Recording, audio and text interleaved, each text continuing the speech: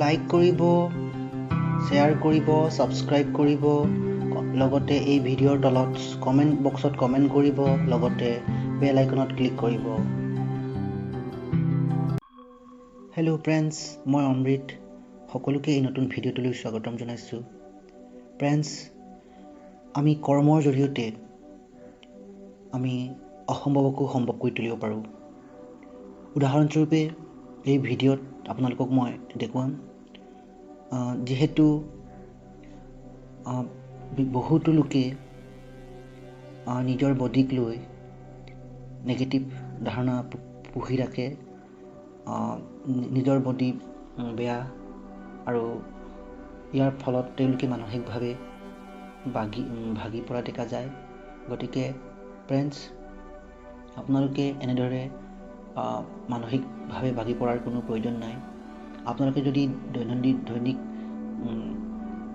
৩-৪ বছৰ পৰ্যন্ত আপোনালোকে যদি জিমলৈ যায়, আপোনালোকৰ শাৰীৰিক দুৰ্বলতা এই সবলতালৈ পৰিৱৰ্তন হ'বগৈ।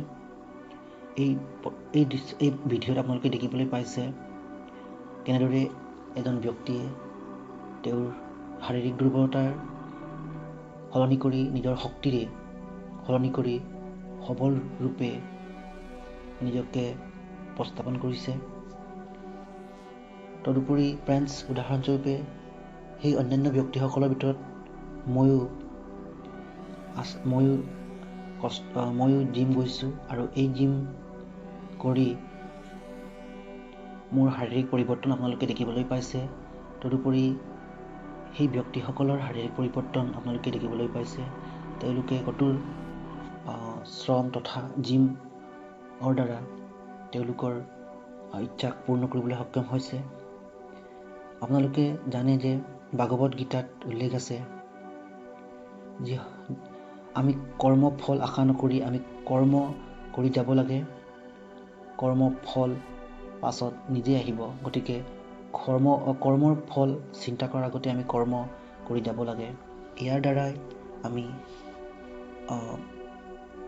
সকলো ক্ষেত্ৰতে সফলতা লাভ কৰিব পাৰি। গতিকে ফ্ৰেণ্ডছ, আপোনালোকেও যদি তেনেধৰণৰ শাৰীৰিক ক্ষেত্ৰত আপোনালোকৰ কিছু সমস্যা আছে বা আপোনালোকৰ কিছু শাৰীৰিক দুৰ্বলতা আছে, সেই সকলোবোৰ আঁতৰিবৰ বাবে আপোনালোকে দৈনিক জিম যাবলৈ আৰম্ভ কৰক। যিহেতু অতি কম খৰচতেই জিম ব্যৱস্থা আজিকালি অতি ওচৰতে পোৱা যায়। গতিকে ফ্ৰেণ্ডছ, আমি আমাৰ শ্ৰমৰ দ্বাৰা, আমাৰ সঠিক ইচ্ছাৰ দ্বাৰা আমাৰ দুৰ্বলতাক আমি সবলতালৈ ৰূপান্তৰ কৰিব পাৰি। গতিকে ফ্ৰেণ্ডছ, আপোনালোকে আগবাঢ়ি যাওক আৰু জীৱন সঠিক ৰূপত মনোগ্ৰাহী কৰি তোলক আৰু লাইক কৰিব, শ্বেয়াৰ কৰিব, ছাবস্ক্ৰাইব কৰিব, লগতে এই ভিডিঅ'ৰ তলত কমেণ্ট বক্সত কমেণ্ট কৰিব, লগতে বেল আইকনত ক্লিক কৰিব।